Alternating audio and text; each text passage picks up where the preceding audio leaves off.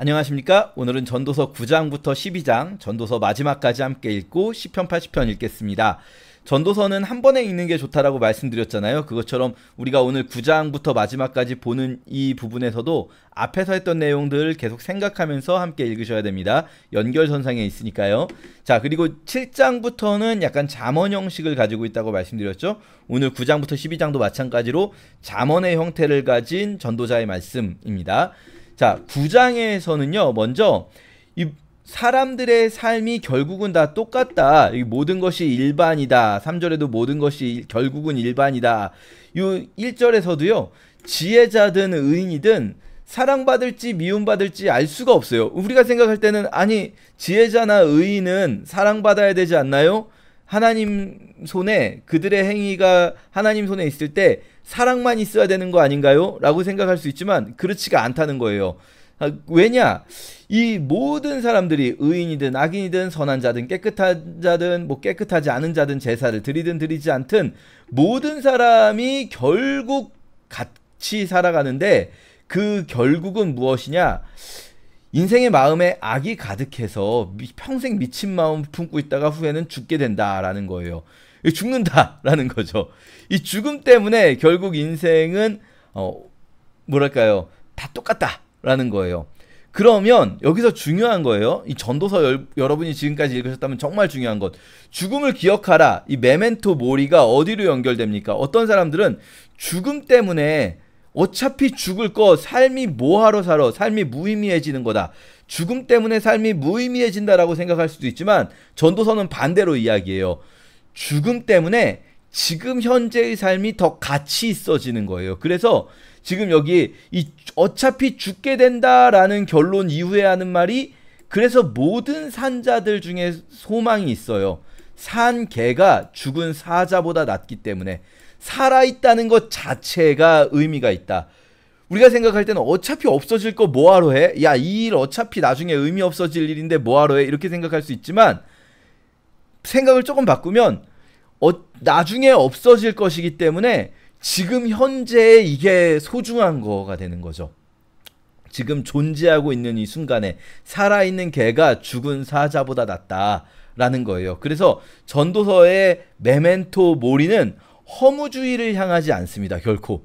전도서에서 죽음을 기억하는 것은 이 삶을 예찬하게 돼요. 이 삶이 정말로 소중한 것이다. 왜? 나중에 결국 다 죽게 될 것이기 때문에. 그렇다면 여기서 말하는 헛됨은 가치가 없다, 나쁘다 라는 뜻이 아니라 잡을 수 없다 라는 것 계속 말씀드리죠. 그래서 결국은 우리가 가서 기쁨으로 음식물을 먹고 즐거운 마음으로 포도주를 마시고 하나님이 네가 하는 일들을 벌써 기쁘게 받으셨습니다. 이 말은요, 지금 기쁘게 받으셨다는 표현을 이렇게 번역해놨어요. 지금을, 현재를 기쁘게 받으시고 계시기 때문에 나중에 무슨 네가 남길 것 때문에 네가 나중에 이뤄놓을 무언가 때문에 하나님이 너를 받아주신 게 아니라 지금 너를 기쁘게 받아주시기 때문이다. 그래서 영원히 돌아갈 목 이런 것들은 없다라는 거예요. 영원히 갈 것은 없어요. 그리고 그럼 지금 현재를 그냥 막 먹고 마시며 즐기기만 하라는 거냐? 그게 아니에요. 의복을 희게 하고 향기름을 그치지 아니하게 한다는 것은 우리가 자신을 정돈하고 우리의 삶을 정돈하고 우리가 해야 할 일들을 질서 있게 해나가는 것. 어차피 어지를 건데 그냥 막 써 이런 거 말고요. 어차피 죽을 건데 그냥 막 살아 이게 아니고요. 어차피 죽을 것이지만 하나님이 지금 현재를 기쁘게 받고 계시기 때문에 지금 현재를 정돈되게 의복을 항상 희게 하며 살아가는 것인 거예요. 그래서 내 헛된 평생의 모든 날, 하나님이 헤아려서 너에게 주신 모든 헛된 날에 이렇게 사랑하는 아내와 함께 즐겁게 살고 헤아려서 수고해서 얻은 몫을 지금 너의 가정 이것들 네가 얻은 몫이니까 그것을 기뻐하며 즐겨라. 여기서 헛된이라는 단어를 그러니까 부정적 뉘앙스로 읽으시면 안 되는 거예요. 처음에는 부정적 뉘앙스가 있었어요. 분명히 헛되다는 것 1장을 시작할 때는 헛되다는 것이 무가치하고 나쁜 것처럼 느껴졌어요. 전도자 본인도 그런 뉘앙스로 이야기를 했어요. 하지만 쭉 지금까지의 이야기를 통해서 이제 전도자는 이 헛되다는 말을 다르게 이해하게 되는 거죠. 헛되다는 건 부정적인 게 아니에요. 나쁜 게 아니에요. 다만 우리가 잡을 수 없는. 그래서 사실 저는 이게 전에도 말씀드렸지만 헤벨이라는 히브리어인데 이 단어가 원래 증기, 붙잡을 수 없음, 공허함 뭐 이런 뜻이 되지만 그 중에서 이제 고르면 되는 건데 저는 잡을 수 없는이라고 번역하는 게 제일 자연스러운 것 같아요. 네 잡을 수 없는 평생의 날. 나쁜 날이 아니에요. 하나님이 주신 건데 어떻게 그게 나쁜 겁니까? 하나님이 주신 모든 그 잡을 수 없는 날들, 그 날을 하루하루를 소중히 여기면서 살아가라라는 거죠. 그래서 네 손이 일을 해서 얻는 대로 힘을 다해서 일을 해라. 나중에 죽으면 못하니까 지금 열심히 해라. 그렇게 뭔가를 남기기 위해서가 아니에요. 빠른 경주자가 먼저 도착하는 것도 아니고 용사들이 승리하는 게 아니고 지혜자들이 음식을 얻는 게 아니고 명철자들이 재물을 얻는 것도 아닌데 네가 열심히 산다고 해서 그것 때문에 네가 잘 되는 것 아닐 수 있는데 그럼에도 불구하고 하루하루 열심히 살아갈 때 주시는 그 하나님의 선물을 누리면서 살아라 라는 거죠. 그러면서 13절부터 또 해 아래에서 지혜를 보고 크게 여긴 게 있다 라고 하는 거죠. 자, 지혜가 굉장히 중요해요. 전도서도 잠언처럼 지혜 문학이고 지혜라는 것이 무엇인가, 참된 삶의 지혜가 무엇인가를 이야기하는데 이 지혜라는 것도 앞에서 헛되다라고 했잖아요. 그런데 헛되지만 나름 의미가 있는 것, 이렇게 이야기가 되지 않았습니까? 지금도 마찬가지입니다. 자, 이번에는 이렇게 표현합니다. 작고 인구가 많지 않은 성읍에 큰 왕이 와서 공격을 해요. 그 성을 치려고 해요. 그런데 그 성읍 가운데 가난한 지혜자가 있어서 그 지혜로 성읍을 건져요. 그러면 이 지혜는 정말 소중한 거잖아요. 위대한 거잖아요. 그런데 그 가난한 자를 기억하는 사람은 없어요. 왜냐? 이 사람은 가난하기 때문에. 가난한 자의 지혜는 멸시를 받고 그의 말을 사람들이 듣질 않아서 이 사람의 지위가 낮고 인정받지 못하는 사람이기 때문에 이 사람이 그 지혜로 왕을 물리쳤다, 그 힘 있는 자를 물리쳤다라는 걸 사람들은 기억해주지 않을 거예요. 그러면 지혜는 무의미한 겁니까? 아니죠. 남지는 못해요. 붙잡을 수는 없어요. 그 지혜가 뭔가를 이루어주지는 못했어요. 이 가난한 사람에게. 하지만 그 지혜가 힘보다 나아서 어쨌든 그 성읍을 지켜줬잖아요.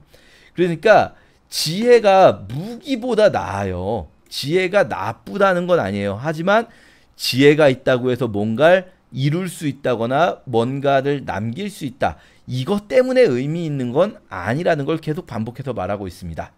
제가 한 가지 경험을 좀 말씀드리고 싶은 게 제가 제주도에 저희 스태프들이 같이 리트릿을 갔을 때 박물관 중에 이렇게 어떤 곳에서 설치미술로 침에 관한 설치미술을 하는 그런 박물관에 갔었어요. 거기에 가면 우리가 이제 나를 구성하는 요소 중에 정말 중요한 게 기억이잖아요. 기억. 내가 나일 수 있는 이유는 기억 때문이다. 이런 생각을 할 수도 있는데 치매라는 건 그런 의미에서 굉장히 무서운 병이죠. 기억을 잃어버리면 내가 아니게 되는 거잖아요. 더 이상. 그렇게 생각될 수 있잖아요. 그런데 그 박물관에 뭐라고 이렇게 그런 얘기가 써 있더라고요. 기억이 사라진다고 해도 삶의 의미는 사라지지 않는다.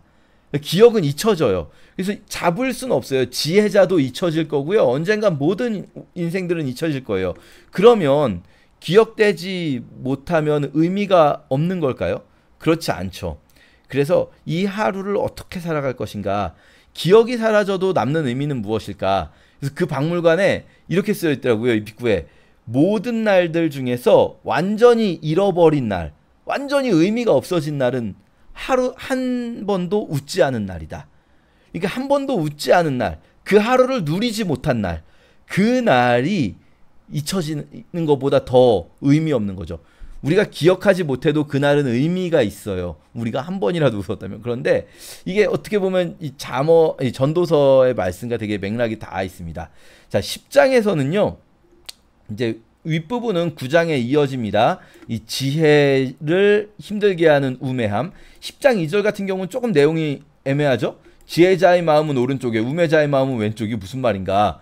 이게 오른쪽 왼쪽 우리는 또 이게 이러면은 이제 우파 좌파 이런 거 생각하시는 분들 수 있을 수 있는데 당연히 그게 아니겠죠. 전에도 한번 말씀드렸지만 히브리어는 단어 개수가 많지 않아서 한 단어가 여러 가지 의미를 가지는 경우가 있는데요. 오른쪽이라는 단어가 옳다라는 의미를 가지고 있어요. 요거 영어도 똑같죠? 옳은 이런 right가 올바른 right 똑같은 단어를 씁니다. 아예 단어 자체가 같죠. 히브리어도 그래요. 오른쪽, 옳은, 이 올바른이라는 뜻을 가지고 있고요. 이게 왼쪽이 틀린, 잘못된 이런 뜻을 가지고 있어요. 그러니까 이거는 사실 지혜자의 마음은 오른쪽에 있고 우매자의 마음은 왼쪽에 있다, 이 말은 지혜자의 마음은 올바른 길을 향하고 우매자의 마음은 이 잘못된 길을 향한다. 그래서 다른 번역들 다 그렇게 번역해 놨어요. 지혜자의 마음은 옳은 곳으로 향하지만 어리석은 자의 마음은 그릇된 곳으로 향한다. 쉬운 성경입니다. 자, 그렇게 우리가 볼 수가 있는데요. 10장 4절부터는 주권자에 대한 내용이 많이 나옵니다. 10장 이 뒷부분까지도 계속 주권자에 대한 내용, 왕에 대한 내용이 많이 나오는데, 요거는 이제 어떻게 보면은 잠언을 쓴 사람이 왕이잖아요. 전도서를 쓴 사람이.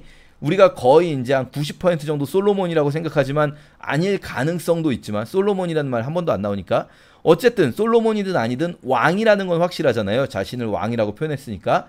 그러다 보니까 이제 왕, 주권자에 관한 잠언들이 많은 게 아닌가, 이런 생각을 또 해보기도 하고요. 그런데 우리는 또 이런 생각을 하기도 하죠. 신약의 백성인 우리들은 이 주권자에 대한 본문들, 왕에 대한 본문들을 메시아적으로, 예수님에 대한 것으로 또 해석을 할 수 있게 되기도 합니다. 뭐 두 가지 다 상상해 보면서 해석해 보시면 좋을 것 같아요. 여기 조금 말이 좀 애매한 부분이 있는데요. 종들은 말을 타고 고관들은 종들처럼 땅에 걸어 다닌다. 이게 지금 한 가지 재난이라고 표현하거든요. 재난. 이 재난이 지금 종들이 말을 타고 고관들이 종들처럼 땅을 걸어 다니는 게 재난이냐? 그러면은 종은 맨날 걸어만 다니고 고관은 맨날 말만 타야 되냐? 이거 사람 차별하는 거냐? 계급 차별하는 거냐? 뭐 이렇게 오해하실 수 있는데 그게 아니고요. 여러분, 현실에서 이런 걸 볼 일이 없잖아요. 종이 말을 타고 고관이 종들처럼 걸어 다니는 걸 보시겠습니까? 현실에서. 이 고대 사회에. 그러니까 이 사람이 봤다는 거잖아요. 내가 재난을 보았다. 내가 봤는데 이 종이 말을 타고 있고 고관이 땅을 걸어 다니고 있다. 이 말이 뭐냐면요. 실제로 종이 말을 탔다는 게 아니라 종이 돼야 될 만한 사람이 고관이 되어 있고 말을 타고 있고, 이 고관이 돼야 될 만한 사람이 종의 위치에서 앞에서 걸어가면서 끌고 있다는 거예요. 그거를 지금 이제 설명하는 겁니다. 그러니까 우매한 자가, 요 말 6절하고 이어지는 거예요. 우매한 자가 높은 지위를 얻고 부자가 낮은 지위에 앉는도다. 이 말이 이게 그 돈이 많은 사람 이야기한다기보다는 높은 지위에 가야 할 만한 사람들, 이 부유한, 뭐랄까요, 지식으로든 지혜로든 부유한 사람들이 낮은 지위에 있는 것, 우매한 사람에 반대되는 말이니까 이걸 어떤 재정적인 부분으로 생각하면 안 되겠죠. 자, 이렇게 내가 보니까 이건 재앙이다. 재난이라는 거예요. 재난. 주권자에게서 나오는 허물이에요. 주권자가 이렇게 뭐랄까요, 주권자가 될 자격이 없는 사람이 주권자가 되는 것이 정말 허물이라는 거예요.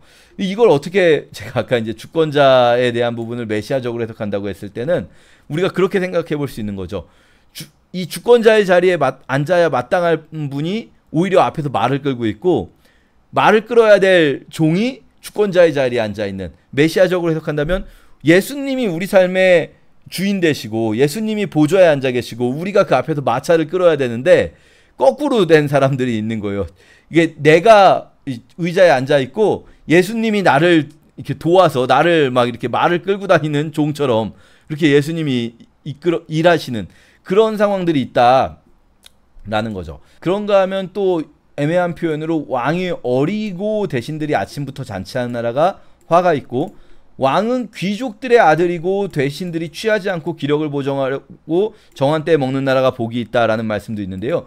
이 대신들이 아침부터 잔치한다라는 건 대신들이 그냥 막 취해 있고 아침부터 그냥 일은 안 하고 놀기만 좋아하고 이 자기들을 즐겁게 하는 일만 하고 이런 나라가 안 좋고, 대신들이 이 기력을 보하려고 정한 때에 먹으면서 잔치처럼 막 맨날 파티만 즐기는 게 아니라 대신들이 이렇게 열심히 일하는 나라가 좋다. 이 말은 이해가 되는데, 앞에 왕이 어리면 화가 있고 왕의 귀족의 아들이면 복이 있다. 이 말은 이제 그 당시에 이디엄, 관용적 표현으로 어리다는 말이 어리석다는 말로도 많이 쓰입니다. 어리다, 어리석다, 이게 우리나라도 옛날에 그 말을 같이 많이 썼거든요. 이 경우에는 왕이 어리석음, 그리고 귀족들의 아들이라는 표현은요, 이게 그 관용적 표현으로 고귀한 품성을 이야기할 때 귀족들의 아들이다 이렇게 말할 수가 있거든요. 그래서 왕이 어리석음과 왕이 고귀한 품성을 가진 것, 요렇게 비교하는 것이 적절하다. 그래서 이 부분도 마찬가지로 다른 번역들은 보통 그렇게 번역을 해놨습니다. 자, 이렇게 이 주권자에 관한 본문이 10장에 많이 나오고요. 11장에서도 계속 잠언들이 이어지는데, 떡을 물 위에 던져라, 여러 날 후에 도로 찾으리라. 이 말 어렵죠. 떡을 물 위에 던져라. 이 무슨 말인가? 이거는요, 이 실제 떡을 물 위에 던진다는 표현이 아니라, 이것도 일종의 속담처럼 내가 지금 붙들고 있는 것, 내가 지금 먹으려고 하는 것, 이것을 지금 다 써버리지 말고 물 위에 던진다는 것은 7이나 8에게 나눠줘라. 무슨 재앙이 임할 줄 모르기 때문에 더 나눠주라는 거예요. 그래서 이 본문을 우리가 해석을 할 때 뭐 투자의 개념으로 분산 투자해라 뭐 이런 생각을 하실 수도 있지만, 여기 나눠준다라는 말처럼 이 물 위에 던진다는 말은 내가 지금 내가 먹을 수 있는 것을 다른 사람들에게 나눠줘라, 이런 개념으로 이해하시는 게 더 좋을 것 같아요. 그래서 내가 먹을 수 있는 떡을 다른 사람에게 물 위에 던지듯이 나눠줘라. 7이나 8에게 나눠줘라. 그러면 나중에 재앙이 임해도 내가 그때 돌려받게 될 것이다. 도로 찾게 될 것이다. 라는 거죠. 구름에 비가 가득하면 땅에 쏟아지고 나무가 나무로나 북으로 쓰러지면 그대로 있는데, 근데 그걸 보고 구름과 바람만 보면서 계속 기다리기만 하는 사람은 거두지 못해요. 지금은 던져야 할 때다. 내가 지금은 이 물 위에 떡을 던지듯이 뭔가 지금 행동해야 될 때다. 그냥 재난이 올 것 같아. 어떡하지? 이러면은 그냥 재난은 있은 대로 그대로 있게 되는 거죠. 그래서 하나님의 일을 알지 못하니까 나는 지금은 일해라. 아침에 씨를 뿌리고 저녁에도 손을 놓지 말아라. 이게 잘 될지 저게 잘 될지 둘 다 잘 될지 알지 못하기 때문이다.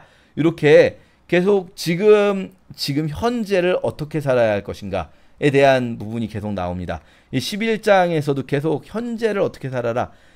전도서의 이 잠언은 현재에 집중되어 있다라는 걸 우리가 알 수 있는 거죠. 쭉 읽어보시면 그렇게 알 수가 있어요. 그래서 청년들 특히 이 11장에서 중요한 지점이 하나가 변화가 생기는데요. 하나님이 이 모든 일로 말미암아 너를 심판하실 줄 알라. 심판하실 줄 알아라. 그러니까 죽음을 기억하라로 시작해서요. 죽음 때문에 모든 것이 헛되고 메멘토 모리로 시작해서, 그래서 그렇기 때문에 현재를 잡아야 돼요. 현재 열심히 살고 카르페 디엠으로 갔다가 마지막에는 어떻게 가냐면요. 죽음을 기억하라를 넘어서 심판을 기억하라로 갑니다. 심판을 기억하라. 왜냐하면 그냥 단순히 죽음만을 기억하면, 죽고 아무것도 없어질 것 같으면 현재를 열심히 살 수도 있지만 현재를 그냥 쾌락만 가지고 살 수도 있잖아요. 하지만 내 눈에 보이는 대로 기뻐하며 원하는 일을 행해라. 하지만 심판하신다는 것을 기억해라. 그러면 우리가 하나님 뜻에 벗어나서 현재만을 위해서 살아가는 게 아니라 정말 더 먼 미래를 위해서 살아가게 되는 거죠. 이 땅에서의 미래는 죽음으로 끝이 나지만 심판을 기억할 때 우리는 더 먼 미래를 위한 삶을 살게 됩니다. 그래서 메멘토 모리로 시작해서 메멘토 유디치라고 하거든요. 지금 이 심판을 기억하라. 메멘토 유디치로 끝난다. 이게 이제 11장에도 나오지만 12장 마지막에도 하나님이 선악간에 심판하시리라 하면서 딱 끝나요. 전도서가. 전도서의 마지막은 메멘토 유디치로 끝난다. 심판을 기억하라. 그러면 우리가 다른 문제가 없어요. 우리가 이 땅에서 살아가는데 심판을 기억하고 살아간다면 이 땅에서 살아가는데 아무 문제가 없다. 근데 또 심판을 기억하라로 그냥 처음부터 그렇게 말해버리면 되잖아요. 이것만 가지면은 또 너무 막 열심히만 살아야 될 것 같고 막 그렇기도 하지만 그게 전도서의 가르침이 아니에요. 죽음을 기억하고 현재 주신 것을 누리며 살고, 그래서 하나님께서 주신 사람들을, 함께하는 사람들을 누리며 살고, 하나님께서 주시는 기쁨들도 누리며 살고, 열심히 사는 삶도 살면서 그렇게 심판을 기억하는 거죠. 자, 그래서 이 12장의 청년의 때의 창조주를 기억하면서 살아가는 것, 결국 그 창조주의 심판을 기억하면서 살아가는 것, 그것이 사람의 본분이다로 전도서가 마치게 됩니다. 우리 이렇게 함께 읽겠습니다. 제9장 이 모든 것을 내가 마음에 두고 이 모든 것을 살펴본즉 의인들이나 지혜자들이나 그들의 행위나 모두 다 하나님의 손안에 있으니 사랑을 받을런지 미움을 받을런지 사람이 알지 못하는 것은 모두 그들의 미래의 일들임이니라. 모든 사람에게 임하는 그 모든 것이 일반이라. 의인과 악인, 선한 자와 깨끗한 자와 깨끗하지 아니한 자, 제사를 드리는 자와 제사를 드리지 아니하는 자에게 일어나는 일들이 모두 일반이니 선인과 죄인, 맹세하는 자와 맹세하기를 무서워하는 자가 일반이로다. 모든 사람의 결국은 일반이라. 이것은 해 아래에서 행해지는 모든 일 중에 악한 것이니 곧 인생의 마음에는 악이 가득하여 그들의 평생에 미친 마음을 품고 있다가 후에는 죽은 자들에게로 돌아가는 것이라. 모든 산자들 중에 들어있는 자에게는 누구나 소망이 있음은 산 개가 죽은 사자보다 낫기 때문이니라. 산자들은 죽을 줄을 알되 죽은 자들은 아무것도 모르며 그들이 다시는 상을 받지 못하는 것은 그들의 이름이 잊어버린 바 됨이니라. 그들의 사랑과 미움과 시기도 없어진 지 오래이니 해 아래에서 행하는 모든 일 중에서 그들에게 돌아갈 몫은 영원히 없느니라. 너는 가서 기쁨으로 네 음식물을 먹고 즐거운 마음으로 내 포도주를 마실지어다. 이는 하나님이 내가 하는 일들을 벌써 기쁘게 받으셨음이니라. 내 의복을 항상 희게 하며 내 머리에 향기름을 그치지 아니하도록 할지니라. 내 헛된 평생의 모든 날, 곧 하나님이 해 아래에서 내게 주신 모든 헛된 날에 내가 사랑하는 아내와 함께 즐겁게 살지어다. 그것이 내가 평생에 해 아래에서 수고하고 얻은 내 몫이니라. 내 손이 일을 얻는 대로 힘을 다하여 할지어다. 내가 장차 들어갈 스올에는 일도 없고 계획도 없고 지식도 없고 지혜도 없음이니라.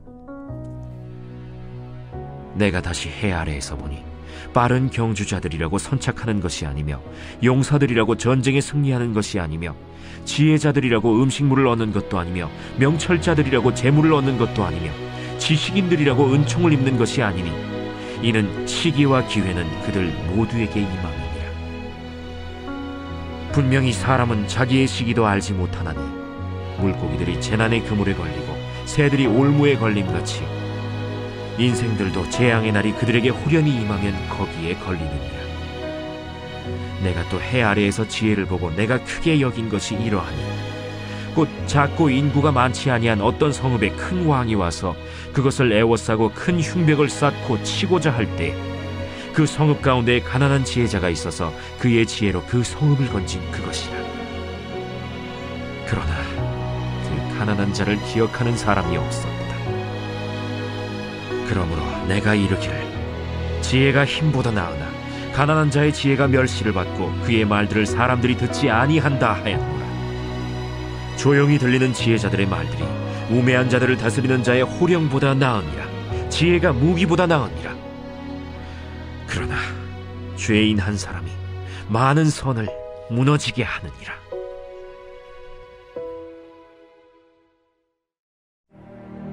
제10장. 죽은 파리들이 향기름을 악취가 나게 만드는 것 같이 적은 우매가 지혜와 존귀를 난처하게 만드느니라. 지혜자의 마음은 오른쪽에 있고 우매자의 마음은 왼쪽에 있느니라. 우매한 자는 길을 갈 때에도 지혜가 부족하여 각 사람에게 자기가 우매함을 말하느니라. 주권자가 내게 분을 일으키거든 너는 내 자리를 떠나지 말라. 공손함이 큰 허물을 용서받게 하느니라. 내가 해 아래에서 한 가지 재난을 보았노니 곧 주권자에게서 나오는 허물이라. 우매한 자가 크게 높은 지위들을 얻고 부자들이 낮은 지위에 앉는도다. 또 내가 보았노니 종들은 말을 타고 고관들은 종들처럼 땅에 걸어다니는도다. 함정을 파는 자는 거기에 빠질 것이요 담을 허는 자는 뱀에게 물리리라. 돌들을 떠내는 자는 그로 말미암아 상할 것이요 나무들을 쪼개는 자는 그로 말미암아 위험을 당하리라. 철 연장이 무디어졌는데도 나를 갈지 아니하면 힘이 더 드느니라. 오직 지혜는 성공하기에 유익하니라. 주술을 베풀기 전에 뱀에게 물렸으면 술객은 소용이 없느니라. 지혜자의 입의 말들은 은혜로우나 우매자의 입술들은 자기를 삼키나니 그의 입의 말들의 시작은 우매요 그의 입의 결말들은 심히 미친 것이니라. 우매한 자는 말을 많이 하거니와 사람은 장래 일을 알지 못하나니 나중에 일어날 일을 누가 그에게 알리리요. 우매한 자들의 수고는 자신을 피곤하게 할 뿐이라. 그들은 성읍에 들어갈 줄도 알지 못함이니라. 왕은 어리고 대신들은 아침부터 잔치하는 나라여 내게 화가 있도다. 왕은 귀족들의 아들이요 대신들은 취하지 아니하고 기력을 보하려고 정한 때에 먹는 나라여 내게 복이 있도다. 게으른즉 석가래가 내려앉고 손을 놓은즉 집이 새느니라. 잔치는 희락을 위하여 베푸는 것이요 포도주는 생명을 기쁘게 하는 것이나 돈은 범사에 이용되느니라. 심중에라도 왕을 저주하지 말며 침실에서라도 부자를 저주하지 말라. 공중의 새가 그 소리를 전하고 날짐승이 그 일을 전파할 것임이니라.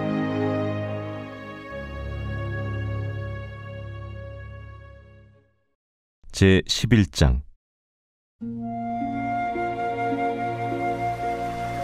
너는 내 떡을 물 위에 던져라. 여러 날 후에 도로 찾으리라. 7에게나 8에게 나눠줄지어다. 무슨 재앙이 땅에 임하는지 내가 알지 못함이니라. 구름에 비가 가득하면 땅에 쏟아지며 나무가 나무로나 북으로나 쓰러지면 그 쓰러진 곳에 그냥 있으리라. 풍세를 살펴보는 자는 파종하지 못할 것이요 구름만 바라보는 자는 거두지 못하리라. 바람의 길이 어떠함과 아이벤 자의 태에서 뼈가 어떻게 자라는지를 내가 알지 못함같이 만사를 성취하시는 하나님의 일을 내가 알지 못하느니라. 너는 아침에 씨를 뿌리고 저녁에도 손을 놓지 말라. 이것이 잘 될는지 저것이 잘 될는지 혹 둘이 다 잘 될는지 알지 못함이니라. 빛은 실로 아름다운 것이라. 눈으로 해를 보는 것이 즐거운 일이로다. 사람이 여러 해를 살면 항상 즐거워할지로다. 그러나 캄캄한 날들이 많으리니 그 날들을 생각할지로다. 다가올 일은 다 헛되도다. 청년이여, 내 어린 때를 즐거워하며 내 청년의 날들을 마음에 기뻐하여 마음에 원하는 길들과 내 눈이 보는 대로 행하라. 그러나 하나님이 이 모든 일로 말미암아 너를 심판하실 줄 알라. 그런즉 근심이 내 마음에서 떠나게 하며 악이 내 몸에서 물러가게 하라. 어릴 때와 검은 머리의 시절이 다 헛되니라.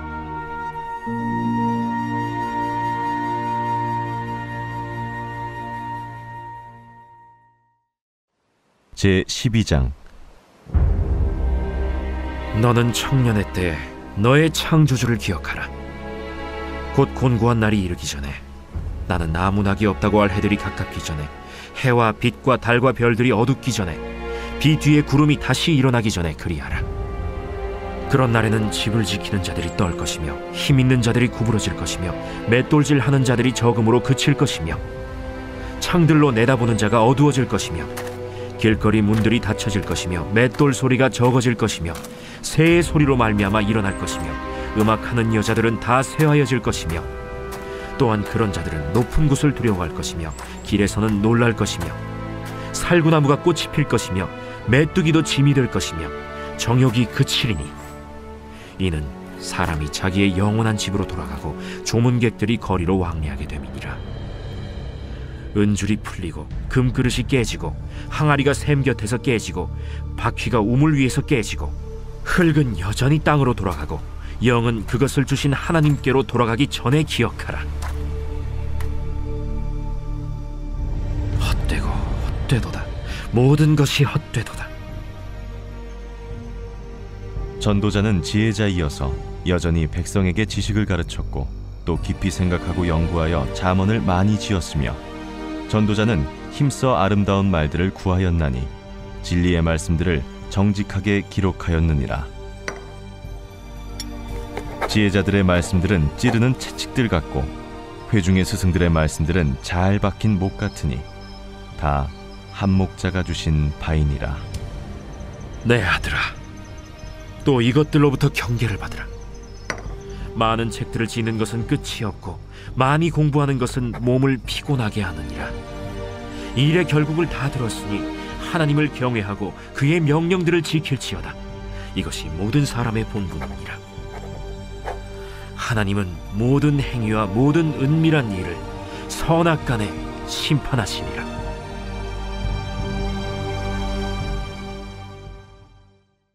제80편 아삽의 시. 인도자를 따라 소사님 에두세 맞춘 노래.